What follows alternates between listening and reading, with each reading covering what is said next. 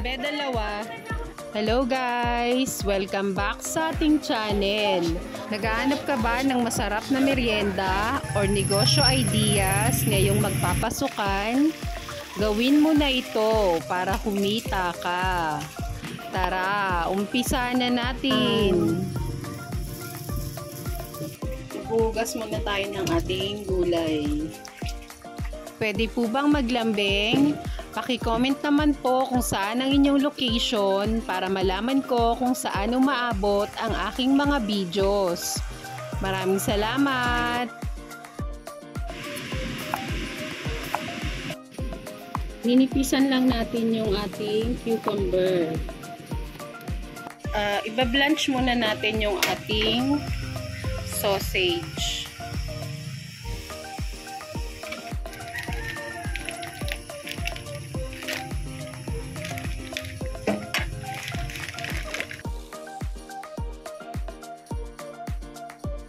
Yan, lalagay na muna natin yung sausage.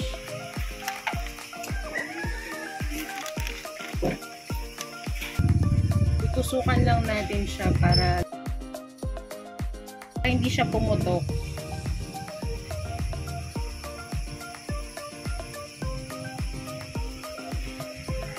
Yan, tanggalin na natin after 2 minutes.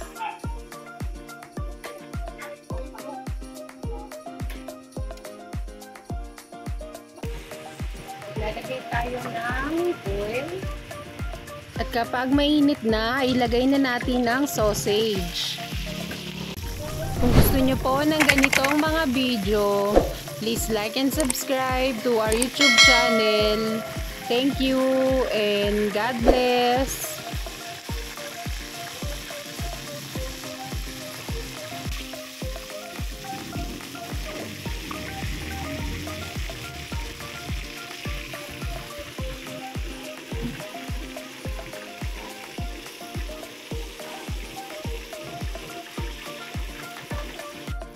Ito po yung ating hotdog buns na gagamitin. Half buns lang siya.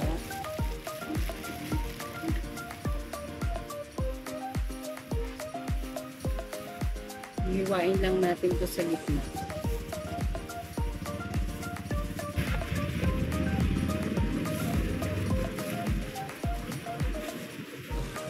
Ang 6 pieces po nito, 1 pack, 22 pesos.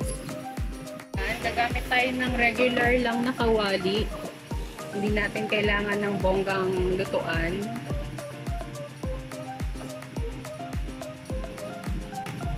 Kaya mag-spread lang tayo ng ating margarine.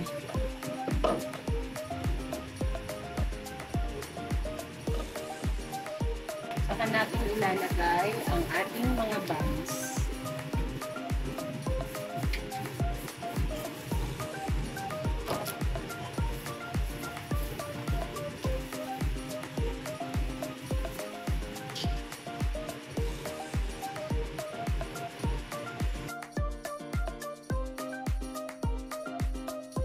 Flip na natin.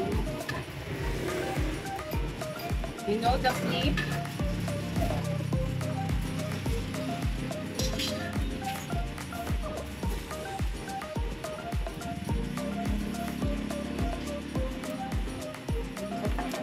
Gamitin nating veggies, ang pipino, lettuce, at ang ating sauces ay ang ating mustard at itong mayo ketchup.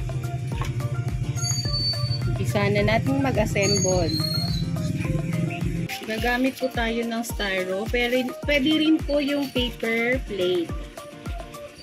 Lalagay na po natin ng ating buns. Maglalagay po tayo ng 3 piraso ng pipino.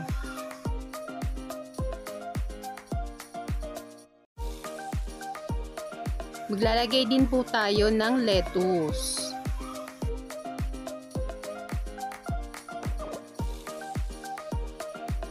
At ang ating Hungarian sausage.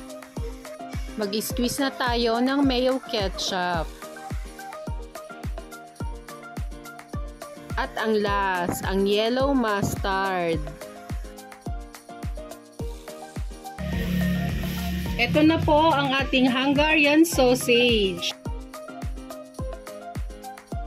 Sa ating styro, maglalagay po tayo ng ating bread.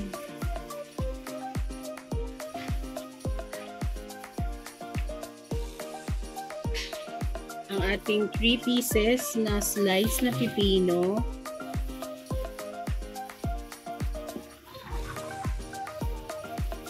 Pero yung ibang mga bata po ayaw po nito eh. Depende rin sa request ni customer.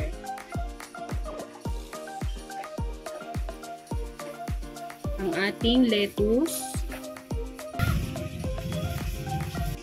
Ang ating sausage. Mayo ketchup,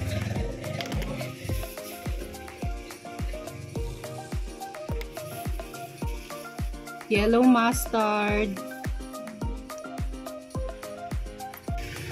at ang last, ang ating grated cheese.